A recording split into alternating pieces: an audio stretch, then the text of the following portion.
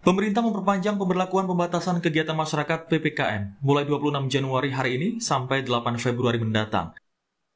Tingginya lonjakan kasus COVID-19 mendasari kebijakan perpanjangan PPKM.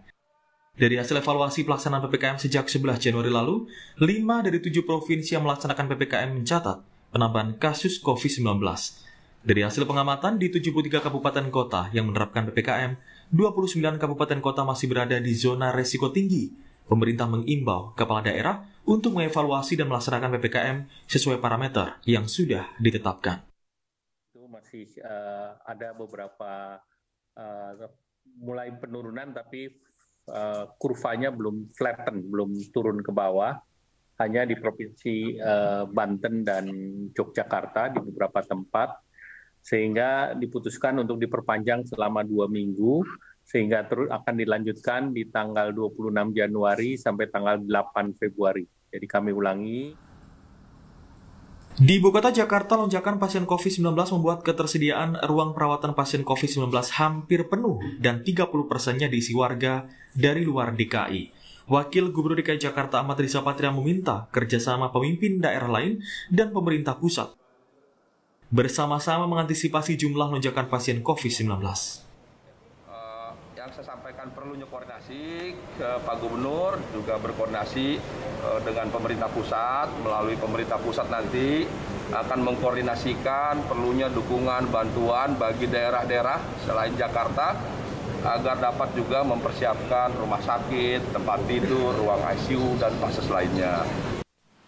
Pemerintah Kota Solo, Jawa Tengah akan mengikuti instruksi perpanjangan PPKM. Namun, perpanjangan PPKM akan mempertimbangkan sejumlah kelonggaran, terutama dalam hal operasional sejumlah kegiatan usaha.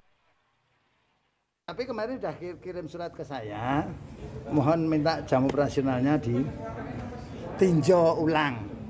Ya mungkin saja ya, jam operasionalnya jam 7 pagi sampai jam 19. Itu efektif. 12 jam. Ya, setelah itu tidak ada yang buka.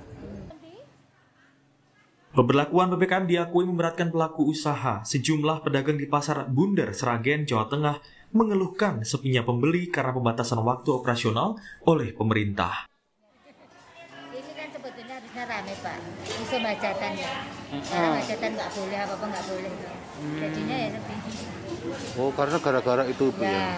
Itu pengaruh juga. Yang jualan juga pengaruh, jam 7 harus tutup. Tak hanya pelaku usaha kecil dan menengah, penerapan PPKM juga diakui memberatkan beban pengelola mal dan restoran.